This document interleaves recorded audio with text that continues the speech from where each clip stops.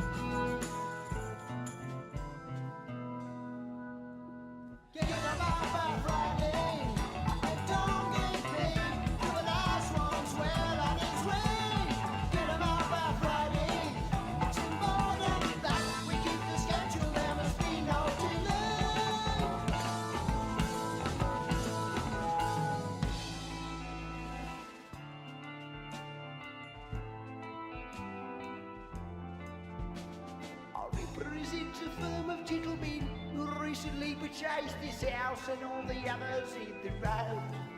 In the interest of humanity, we found a better place for you to go. Go home, go home.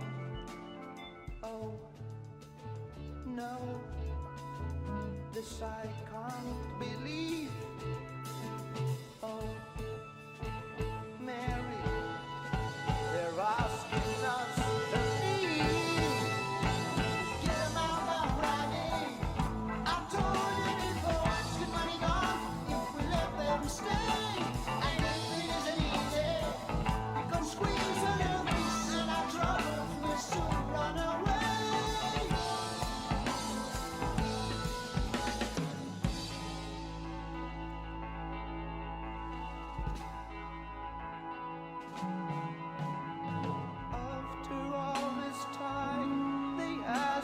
to leave.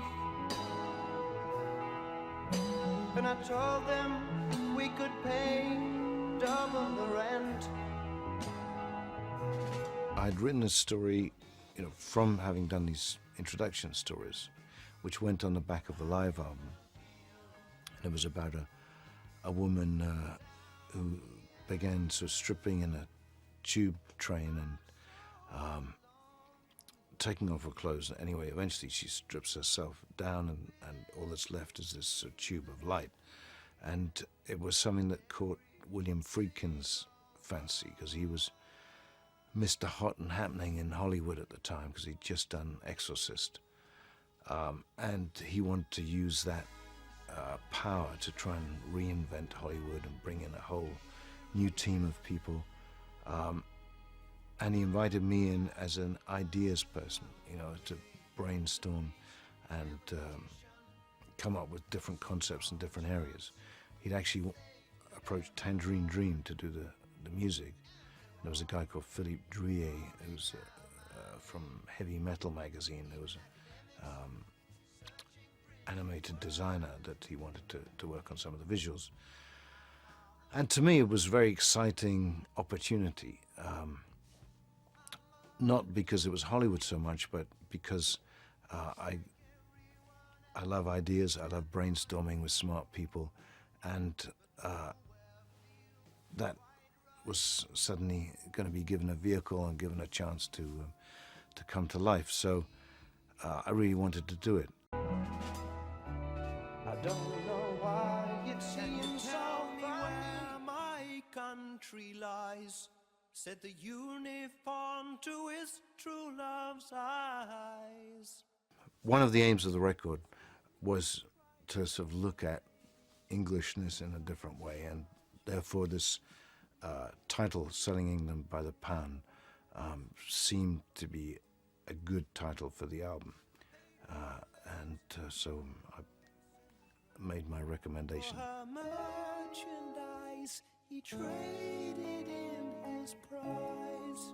Dancing with the Moon at Night was this attempt to sort of mix some traditional folk elements with more contemporary band arrangements, and I think even in the color of the voice I was using at the time, it was folk influence.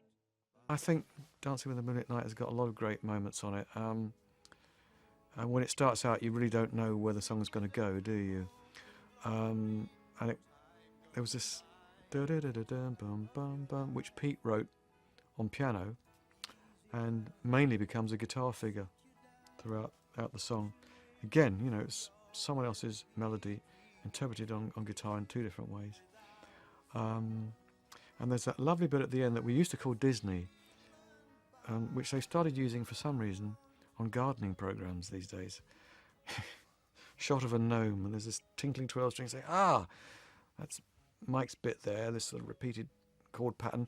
But we all operated with rock instruments, but not like a rock group. We all sort of faded ourselves in very, very gently, and we're all being very pastoral. Yeah, I think there was a growing sense of confidence, and also with that particular track, which I started off writing, I was trying to get a folk reference and sort of, if you like, protect and preserve some of the Englishness. So it was in the opening part particularly trying to capture something that was had more references to Henry VIII than it did to American soul music. And then with the lyric, it was in a sense about the commercialization of English culture. The whole album's kind of mad, really. And it's surreal. Right from the moment where it starts off, where Pete's singing unaccompanied. Cried the uniform to his true love's eyes. It lies with me, cried the Queen of Maybe. For her merchandise, he traded in his prize. The influence for that was the Labour Party manifesto at the time, which was selling England by the pound. And, it was the references are so scattered within that one album and everything, including the album cover painted by a lady called Betty Swanwick, who just died recently. There was something about the whole kind of package that always makes me smile. Selling England by the pound. Citizens of hope and glory, time goes by, it's the time of your life. Easy now, sit you down, chewing through their wimpy dreams. They eat without a sound, digesting England by the... As far as I remember, Selling England was a relatively happy, calm period in the band's history.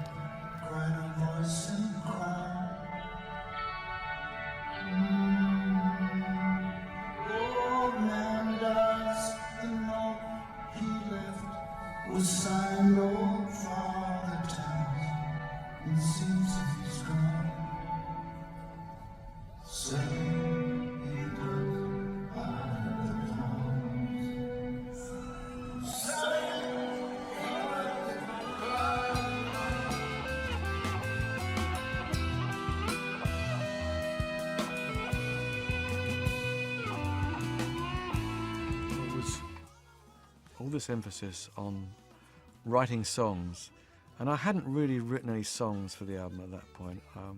There were things that were going on in my private life that made it almost impossible to do that. And so really I just had lots of guitar licks, and I used them all on the album. That was the thing. And in some ways that was perfect. It meant that the album took on a more fusion sort of feel, and it was a little bit closer to Mahavishnu Orchestra.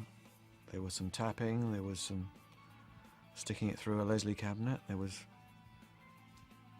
that influence. It was a little bit Beatley, it was a little bit that, but it was still very English. And so I had a great time just being the guitarist, not wondering about, not trying to be a songwriter. I think I only come up with one thing as a song, which was After the Ordeal, which started out as this electric thing. I think it plainly didn't work as an electric melody. No one could make it swing. Ended up being this kind of acoustic thing that had an electric bit on the end. But I remember doing this in Chessington. We were in this house in Chessington, and as ever, it was eccentric as ever, I think. For some reason, we were in the living room of a house, and of course it wasn't soundproof, and of course neighbours started to complain, and but nonetheless, the fact that it was slightly out of town, it was slightly quirky, it was slightly strange, it had that homegrown feel about it. There's a fat old lady outside the saloon, paying out the credit card. The sense of humour in Genesis was extremely important, particularly to me, and I think Phil in some ways, but the tracks Willow Farm and Supper's Ready and Harold the Barrel, I think we're trying to follow a tradition of English absurdist humour. With I Know What I Like, too, there was this sense, again, of looking at this sort of repression in the English psyche. And in the line, me, I'm just a lawnmower, there's a sense of this guy grabbing hold of this lawnmower and mowing the hell out of the grass. There's always been Ethel. Chicken, wake up, we got to tidy your room now. Although it may have looked as if, there was more of a pop sensibility on this record, I think sort of Know What I Like was in part an accident. Often when we tried to chase things, we failed miserably. And I think we got to learn really that when we were ourselves and allowed things to happen, that we seemed to have more success and resonance with things. I never really loved the chorus, which, of course I like my sections, but I think, that was one of Tony's melody on the da da da da da da da da da. And after a while, I got very bored of it. But it was fun playing the sort of jerkier and jumpier melodies of the verse, and doing that with Phil, and then getting into this more floaty, simple chorus line.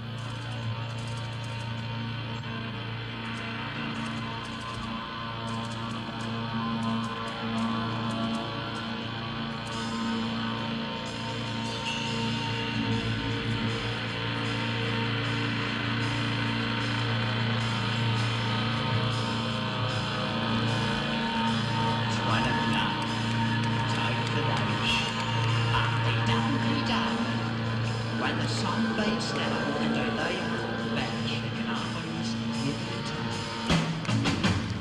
There's always been Ethel. Take a wake up, you got to tidy your room now.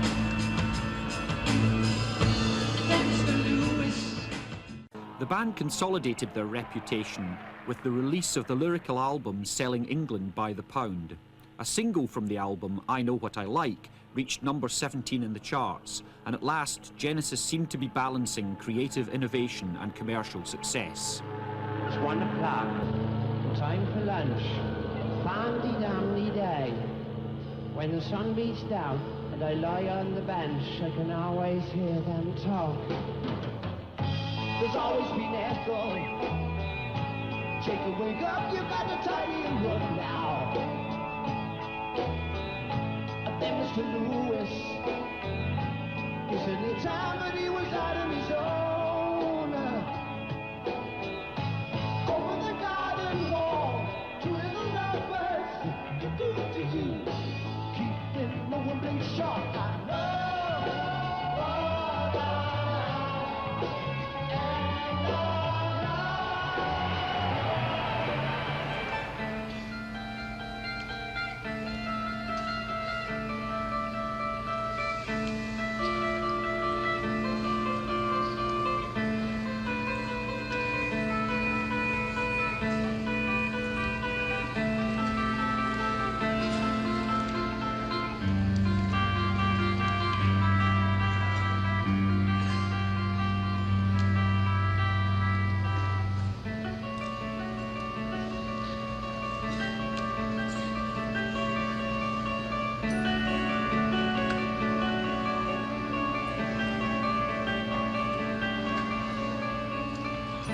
From work, our Juliet clears her.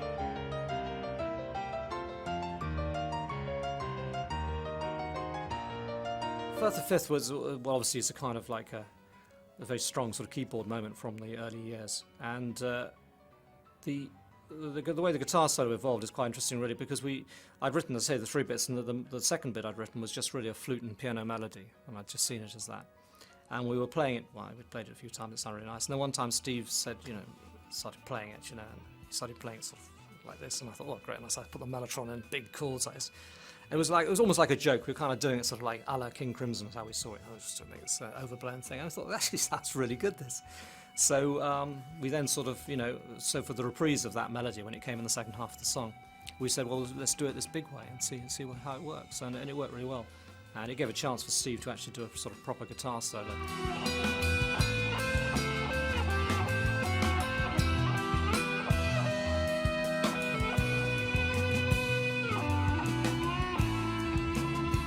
Tony's melody, which I tried to interpret in a kind of slightly sort of Middle Eastern sort of way. I was bending all the notes, and I remember one or two people said, "Oh, it sounds a little bit Indian, almost like a sitar," and there was a note that I was able to sustain that would work 9 times out of 10 at the top. You do a high F sharp, and just with proximity to the speaker cabinets, it fed back. So it sounded like I had perfect sustain on every note. I didn't, but I was able to fade in the notes on the beginning of it and sort of wait for it, coast over a sort of atmospheric section, and then play this melody, which I think, although it was written as a piano melody originally, it became a flute melody, and then it became this guitar melody, and it's kind of become Genesis' most well-known guitar solo. So yeah, I was allowed to play forever, it seems, this great long guitar solo in the middle of something written by Tony. Steve, I think, was starting to really sort of find his feet a bit more as a player live and everything. I mean, obviously he always contributed, a lot of Genesis music obviously required sort of guitar, sort of acoustic guitar picking and stuff, where people notice it less, I think. People tend to notice lead playing a little bit more, and I suppose on this it was more of a genuine guitar solo. Some of the others are a bit tricksy, he was kind of thinking very hard about every note he played, and so it doesn't sort of soar in quite the way that this does, where I think he allowed himself to actually have a bit more freedom, with it. Particularly before the main melody starts, just some really nice little phrases and stuff, so it sounds more like a real guitarist.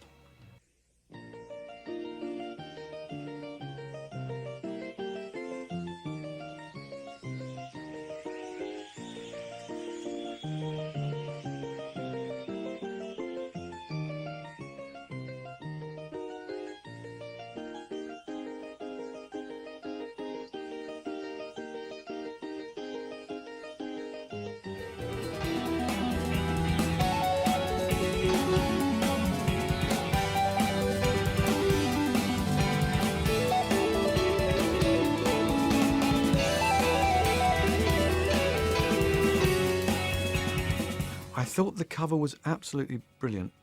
Betty Swanwick, the fact that she'd done that picture, she was a member of the Royal Academy, and I think it was the front cover of their catalogue advertising the summer exhibition.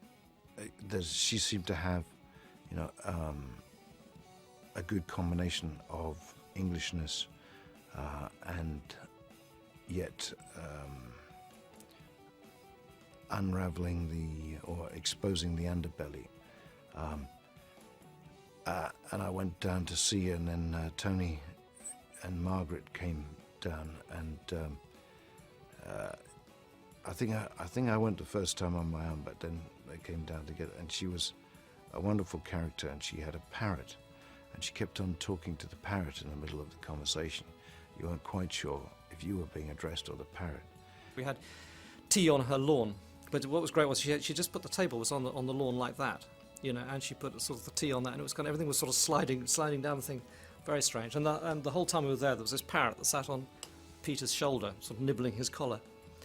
It was kind of a somewhat surreal moment. Anyhow, she was an old, reasonably old lady. Anyhow, she said she'd love to do it, but she couldn't do anything from scratch in a month, which is what we needed, So we said, well, can you modify the picture that you've got, which is what she did. She just took the picture she'd had and she added a lawnmower to it so that it fitted with the lyrics to I Know What I Like, and put these people behind the things. And it worked really well. And I mean, in many ways, it's the best piece of art we've ever had on the front cover. Whether it's the best cover, I don't know, but it's the best piece of art we've ever cover. So Betty Swanwick was a wonderful woman. She was a little bit like Miss Marple or an Agatha Christie character, full of life, very smart and mischievous. She was a great old lady, and sort of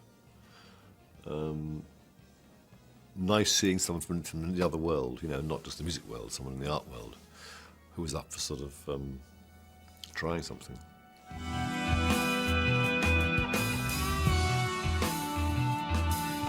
For me, I mean, the cover was a great cover, the Betty Swanwick cover. That showed that there had been a change of sorts, and from that kind of very almost schoolboy graphic stuff, which was Foxtrot and Nursery Crime. In its way, it was done. I kind of felt it was a little schoolboyish. This was kind of something that was kind of elegant, the Betty Swanwick characters, and that stayed with us as well. I mean, it's a good album. This album, I think we came together much more as players. I think it's the first, we sound convincing as players to a greater extent. In some ways, it was the most of the early albums. I suppose it's the most, it's a bit more technique in there and stuff. I always like to think the technique is just another sort of paintbrush in a way. It's something you can use, and it can be very effective at times. You should never take over. I think with some groups it sort of it takes over. It becomes the technique's the thing. You've got a guitarist who can play so fast that you can't stop doing it and everything. And we're very happy to sort of sit down. I'm just very happy to just sit down and hold down chords, which I do a lot of the time. I think that's, and then other times you would go mad, and that sort of. The contrast works, and you just use it, and it illustrates something you want to try and illustrate with the piece of music you're writing. And I think that's interesting. And as you said before, I think Steve's playing on this was really good. Particularly, obviously, the fifth solo was a sort of standout moment, I think, for his time with us. I do look back on this one with fondness, although I think the others, I suspect Tony and Mike might have felt that the songs weren't as strong on it. I felt that it was an album that was big on atmosphere, very well arranged, very well played, lots of very interesting techniques, and everyone, playing and toying with things, where form was perhaps secondary to the spirit of it.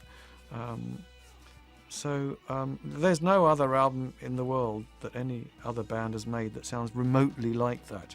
There is no album that Genesis made that sounds remotely like that. So I love it for its eccentricity, its invention, and I was thrilled with it, and I still am. I always likened Selling England and Nursery Crime as sort of similar feeling albums in my mind. I think the good bits are good and the bad bits are a bit dodgy, but I think there's some strong bits there, definitely. And of course our first semi-hit single, almost. Who'd have thought? There were things that I was less happy with than others, and obviously I think you follow your own bits and pieces further through than everybody else's, but it's. I think some of them could have been a bit sharper. I mean, for example, I mentioned the chorus of "Know What I Like," which didn't last for me as a pleasurable experience, even though it got us a hit. Most of our stuff took a few plays to sort of open up to a listener, but if they got it, it would stick around for quite a long time.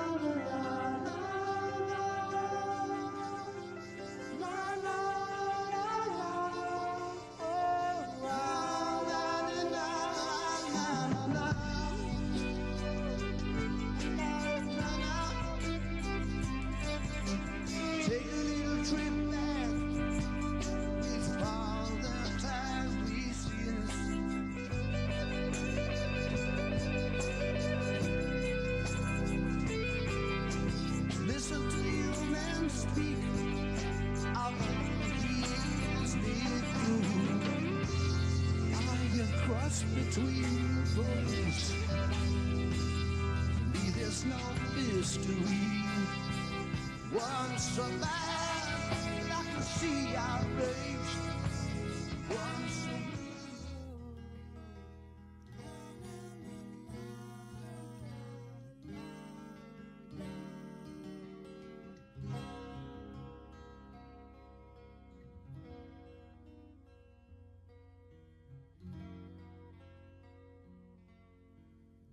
Hear mine while away the mornings since you gone. Too long have I lay alone, not knowing which way to turn. And there you are, quite sure that you were right, knowing full well that I'd be the first one to go down, and you'd be the one who was laughing, except when things weren't going your way. And then the lady would say that she'd had enough, wandering around on her own. The day you left, well, I think you knew you'd not be back.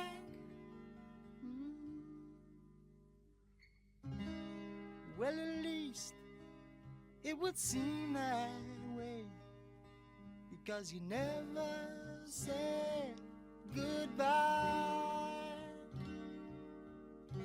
But when it comes round to you and me, I'm sure it will work out alright. And you'd be the one who was laughing and giving me something I don't need. And you know I'd always hold you and keep you warm. Oh, more fool me. Oh, but when it comes round to you and me, I ask myself, do I really believe in your love?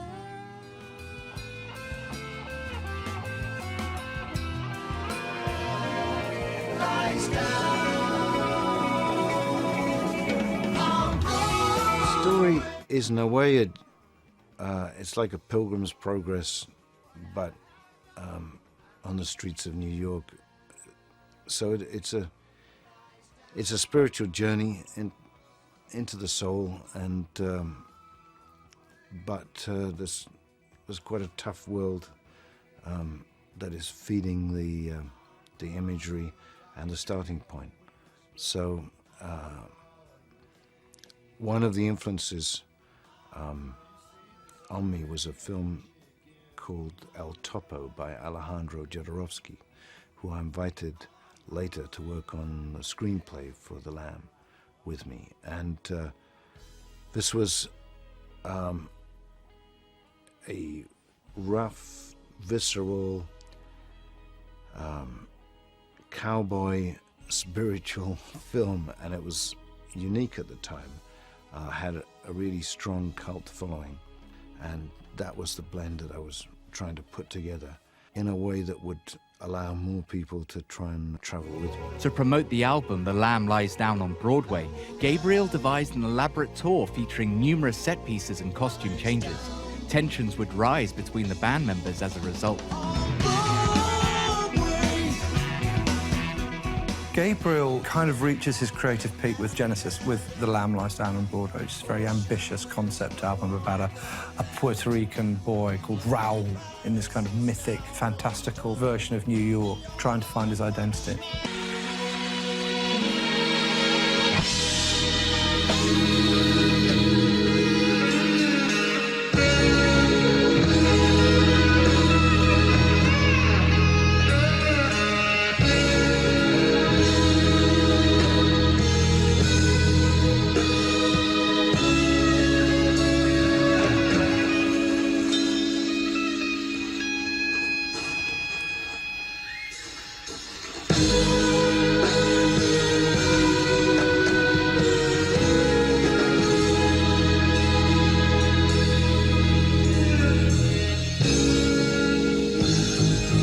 top of the stairs, there's hundreds of people running around to all the doors.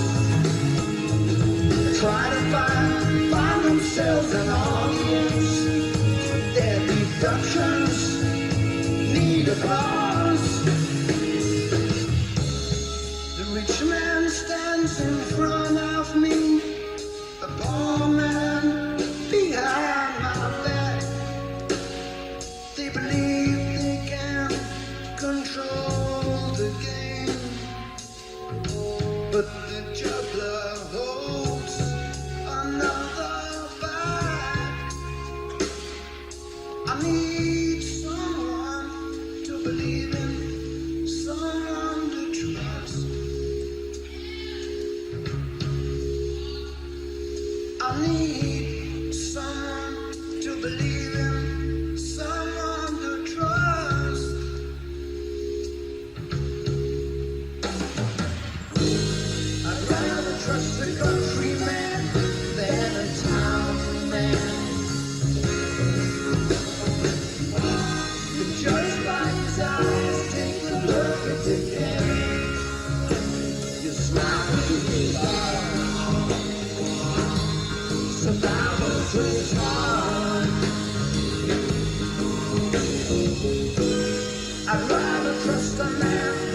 works with his hands.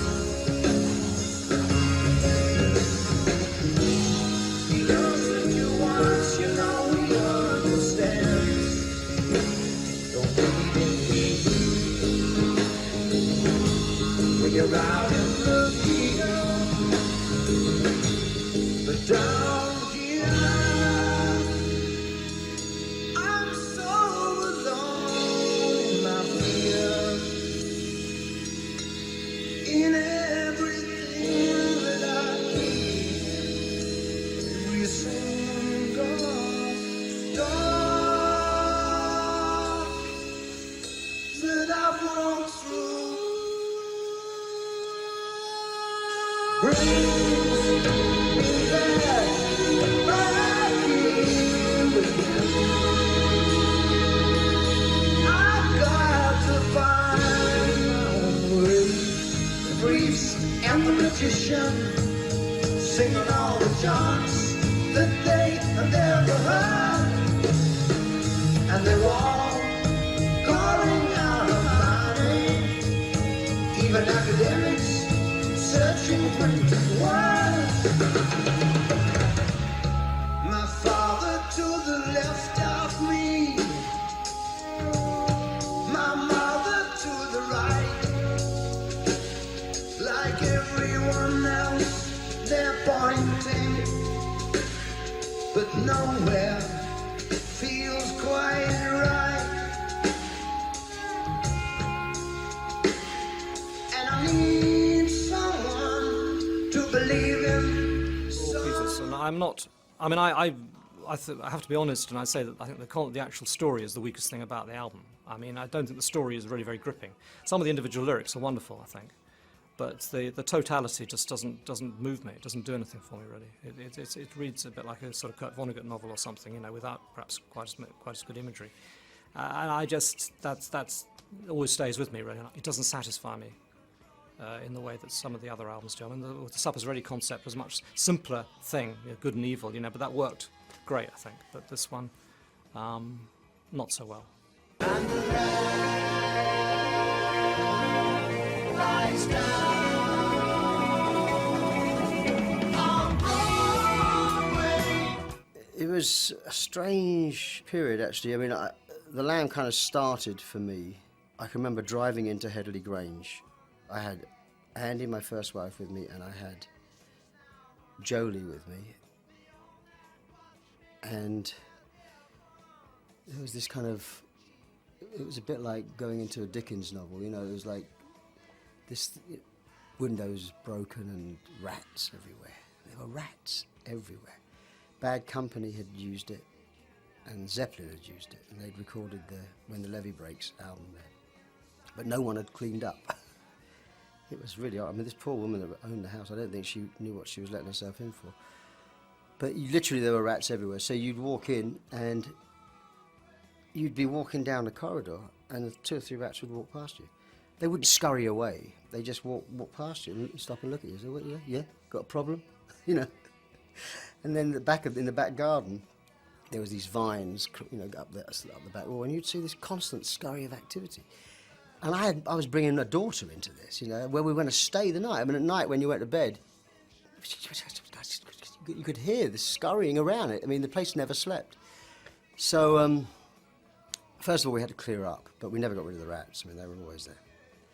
And it was kind of weird time. I remember talking to Robert Plant about this. They worked in the same place. Zepp had worked at Headley Grange. And he said, you know, I'm convinced that place was haunted. I said, me too.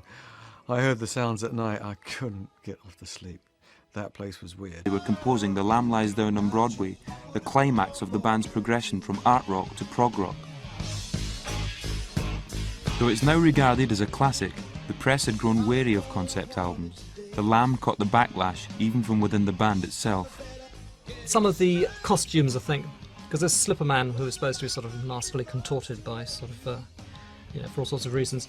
There's sort of great growths all over it and everything like that. It looked great, you know, but the music was starting to become secondary, and I think that we realised we'd gone too far at that point, you know. No, the Slipper Man was in some respects, the last straw.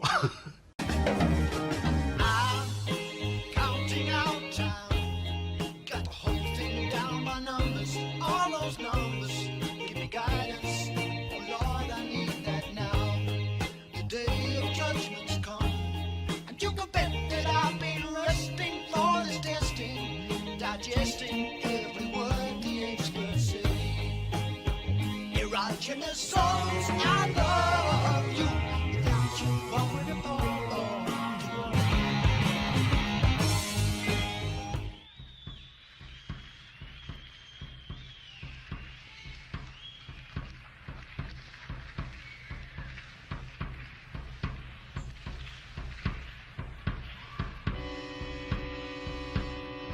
I got sunshine in my stomach,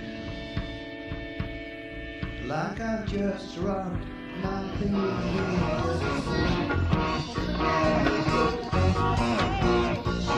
out of this game.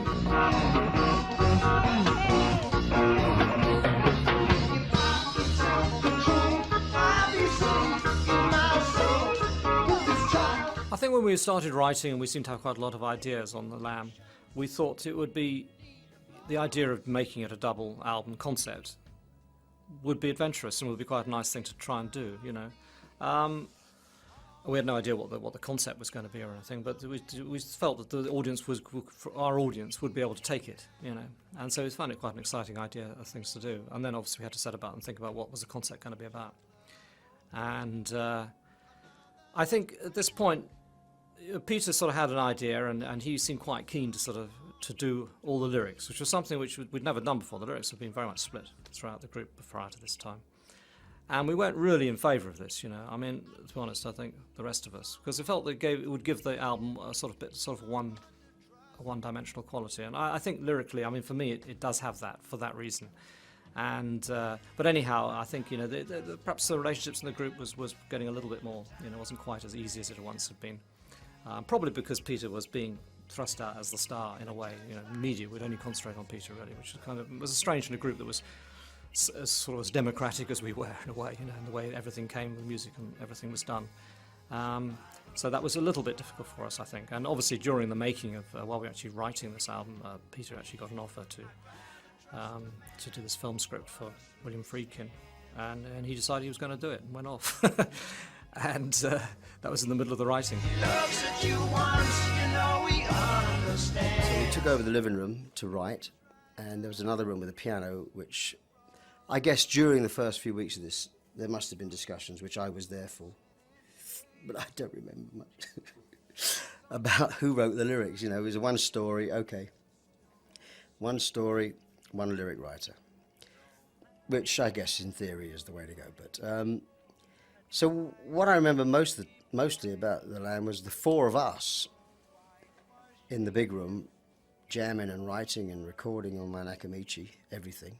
And in the other room, Peter writing lyrics to the things that were already there. Which means that, I mean, obviously we did play some stuff all together, but it was like him and us, it seemed. You know, my shutter went off at those moments, that's what I remember. Grows richer. He knows he must be near. He finds a long passageway lit by chandelier. To try and keep everybody happy, you know, there would be parts of it where, you know, we'd be discussing lyrics and throwing some of the words around for different bits. And so the Lamia, which was so Tony's musical piece, or supernatural anaesthetist, was Steve had brought in. So then, you know, they would discuss some of the lyrical stuff with me because they'd sort of got the writer's ticket.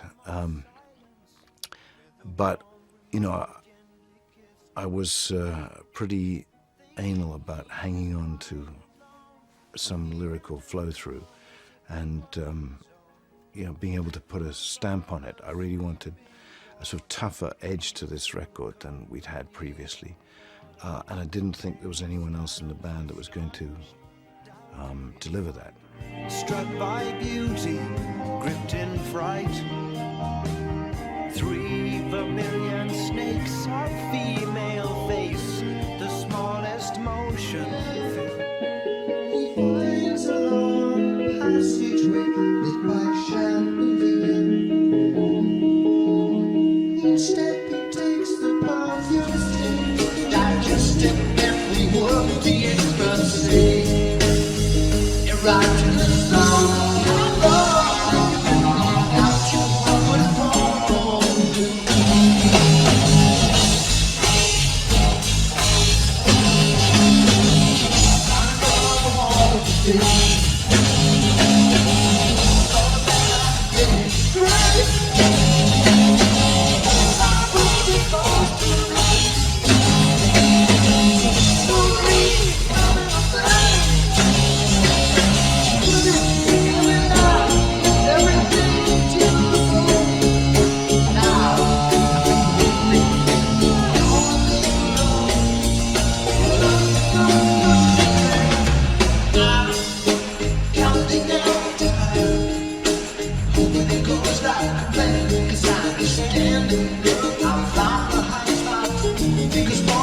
time, still counting out time. I got the finger on the button, don't say nothing, just lie there still and I get to turn on just fine. You're like this road, without you I would fall. And the land lies down on Broadway. Early morning Manhattan, ocean winds blow up the land. There's all this big time stuff happening with long tours being planned way in the future. And I just felt I was getting to be part of a machine, and I also felt I was becoming a sort of stereotype, sort of rock star, or falling into wanting that ego gratification.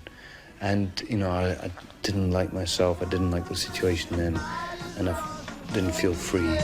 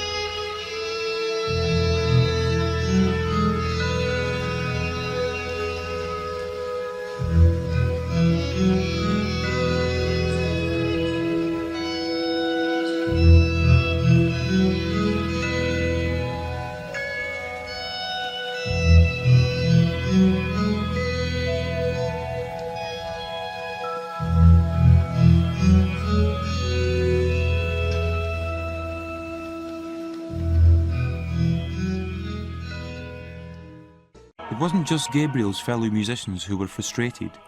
He was realising that Genesis could not continue to function as the only vehicle for his ideas. I had been contacted by William Friedkin, who'd just done The Exorcist, which was a hot film at that time, and really well-made film. And he had great ideas for sort of revolutionising Hollywood and bringing in whole new teams of people who'd never worked in film before. And he wanted me in to do to work on ideas, story ideas and visual ideas. And for me, that was really quite exciting. I mean, still to this day, something that I enjoy doing. And of course, we dug our heels in and said, no, you either do that or you do this. Stupid, really. But we were too young and it was too early for people to have too many outside projects. It was not just personal projects, but personal life that made Peter want to withdraw from the band he'd helped to found as a schoolboy.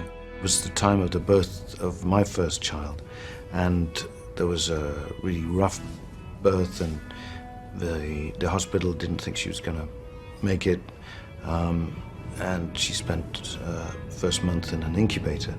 Now, to me, there was no question of priorities, living being and a record, and we were in the middle of making Lamb Lies Down, so I was spending a lot of time at the hospital, and I think well, Phil had a kid, but the others really weren't appreciative of all that family side of things, which they now are, and their lack of openness and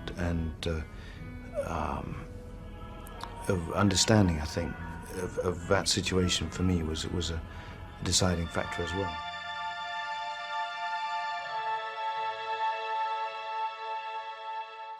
We had our first child, Jill, who I was married to at the time. It was, you know, as it is for anyone really, it's suddenly the most important thing in your life by a long way. And we had a disastrous birth. We were all set for sort of natural birth, putting her on the breast. She had an infection which was given to her from an epidural needle, which wasn't clean. So she had a fever. Jill had the fever. Cord round her neck. Lungs full of gunk. Everything was going wrong. And we didn't think she was going to survive. They put her in an incubator, carried her away like a piece of chicken carcass wrapped up in silver paper. And they actually wouldn't let my wife see her because they thought it would be cruel for her to bond with the baby who wasn't going to make it through. Chances were so low. I mean, they wouldn't do that nowadays, but they thought they were being kind. That was then the center of everything. And the band, of course, were recording instead of somewhere reasonably close to London, where we were in St Mary's, Paddington, out in Wales. And I was making these sort of long pilgrimages beforehand, and then I would be based here. And then whenever things looked better, I'd try and zoom back to Wales for the recording. So this was something that the band, I think, would accept now, that they were not very understanding, and I just lost it in lots of ways because I felt, you know, this is so obviously more important than an album or anything else. This is life and death, and it's the center of my family. That's where I need to be. And there was a lot of resentment about that. So I think the seeds for the beginning of the end were sown at that point. It was very difficult. My marriage was breaking up. It looked as if, you know, we only had half a singer. The level of commitment to the band seemed shaky at that point. So for me, it cast a pall on proceedings. And although I think it's a very inventive album, and it's got great moments on it, I still feel there was this sense of claustrophobia that accompanied it for me. The idea that we were still trying to employ the philosophy of everyone going away together and living together cheek by jowl, you know, but there were families, there were children. It really wasn't a healthy kind of environment for everybody.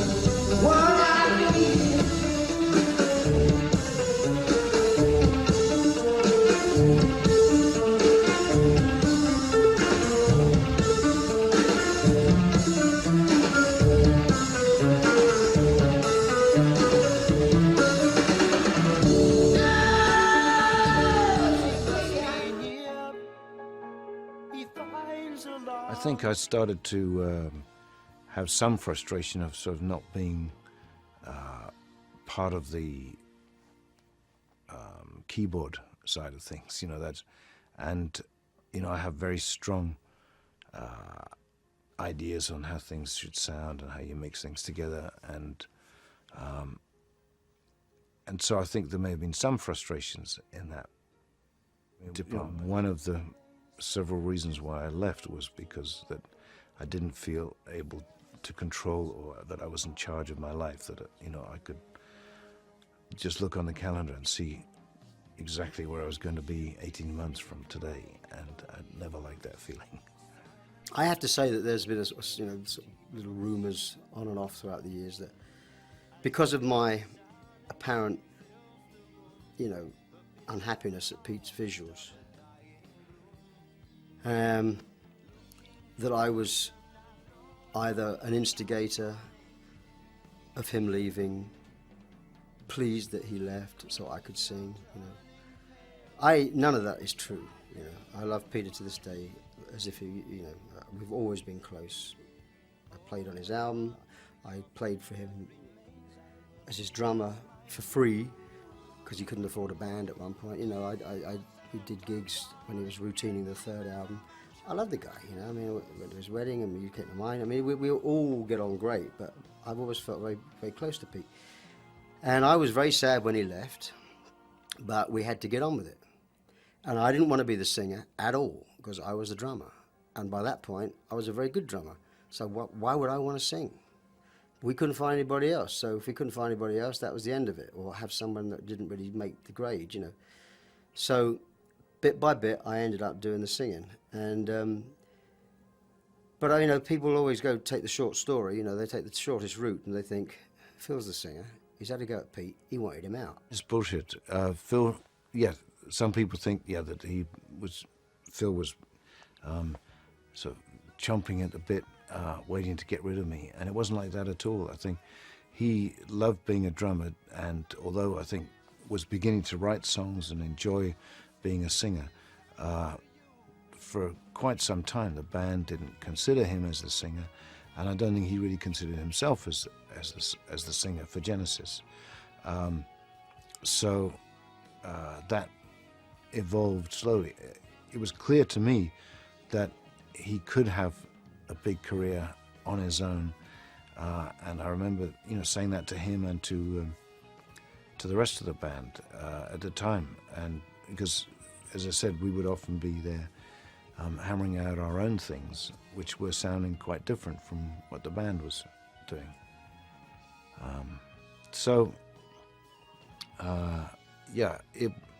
It wasn't.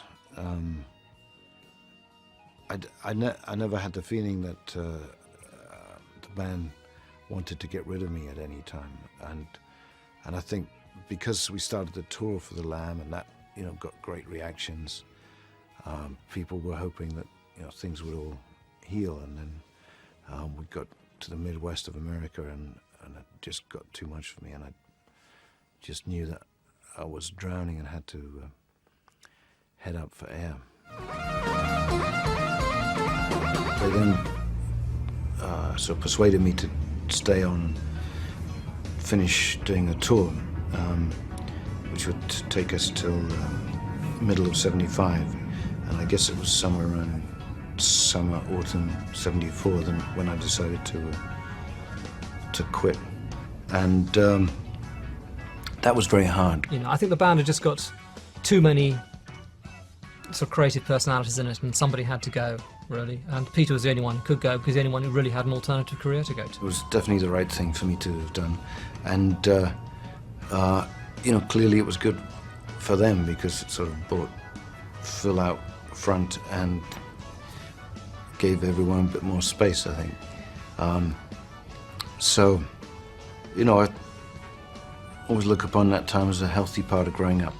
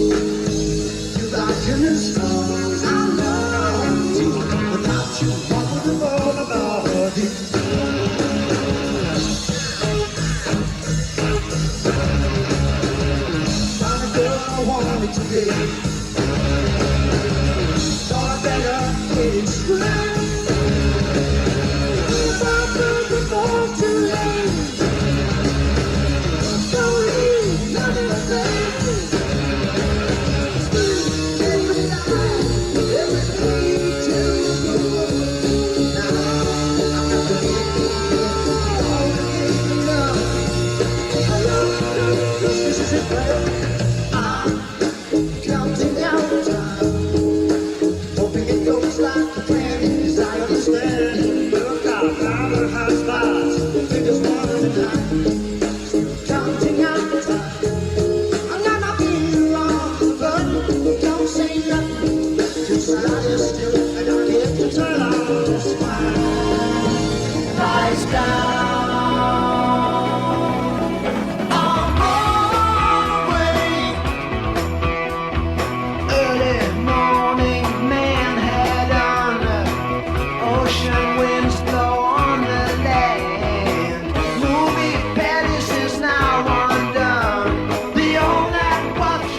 Kinds of things come back when you say Lamb Lies Down Broadway.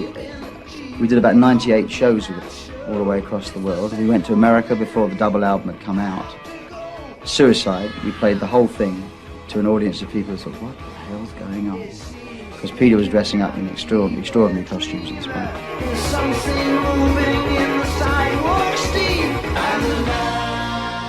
I cringe at certain places now when I look back at it. Again, atmospheres were caught in some of the tracks. Something's changed, that's not your face, it's mine. We had these sort of slides behind us. We had three, a triple screen system of slides, which are about 1,000 slides, and they changed throughout the show. We did about 100 shows of Lamb Lies Down, and I'd say it probably only all worked. Well, it never all worked, actually. It came close to all working on about 4 or 5 occasions, and they were great. Unfortunately, every other night there was always something wrong. At the end of The Lamb Lies Down on Broadway, we used to have a little flash, and Peter used to appear one side of the stage, because the whole thing's about a split personality going. So Peter was on one side, and the dummy, dressed the same as Peter, was the other side. And so there was this flash, and the strobe would start, and you weren't quite sure which one was real, Anyway, it was the first gig in Europe, and the mixture of flash powder per ratio to explosion was the first time this guy had done it. And he got too much bang and not enough flash. And the most deafening explosion. We just stopped playing. We just looked around at each other, and the audience was stunned. This guy poked his head around the curtain and said, "Sorry!" And I shouted out, "You're fired!" End of that tour, suddenly the lights go up and there's Peter on one stage singing, and you pan to the other side of the stage and there's a completely naked, big fat roadie. Jeff Banks, wasn't it? He's still with us now.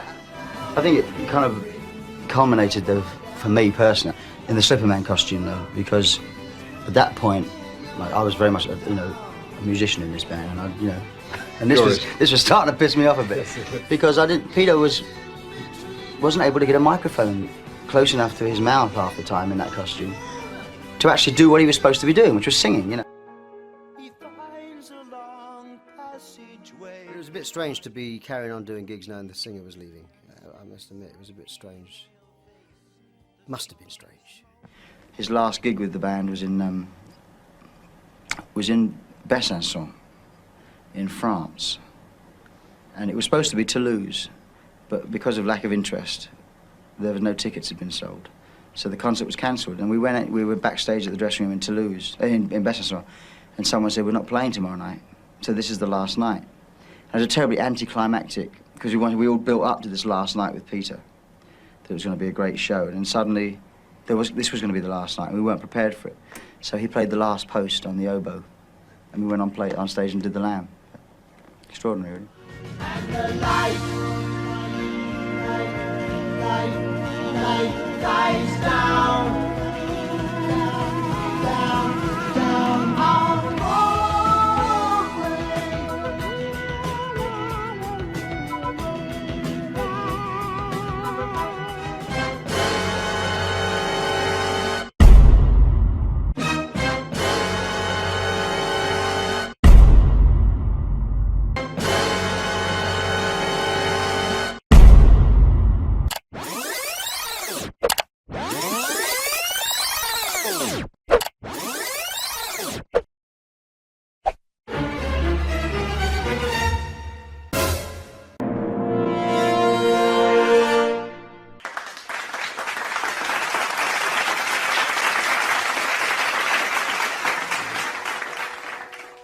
A flower? You go down to Willow Farm to look for butterflies, butterflies, butterflies. Open your eyes, it's full of surprise. Everyone rises and looks in the rocks.